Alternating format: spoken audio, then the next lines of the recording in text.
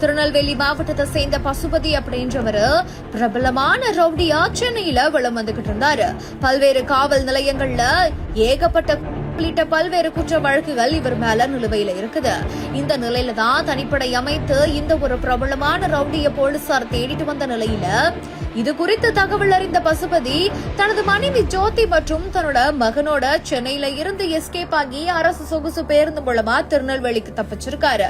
Police பவர்னா சும்மாவா அப்படின்ற மாதிரியாக தான் இந்த பிரபல ரவுடி பஸ்ல ஏறி போறது திண்டிவனம் மாவட்ட காவல் கண்காணிப்பாளர் சரவணனுக்கு தகவல் தெரிவிக்கப்படவே அவரோட உத்தரவின் பேரில் திண்டிவனம் சென்னை திருச்சி தேசிய நெடுஞ்சாலையில் இருக்கக்கூடிய சலவாதி பகுதியில அந்த சொகுசு பேருந்த போலீசார் மடக்கி நிறுத்தி சோதனை செஞ்சிருக்காங்க.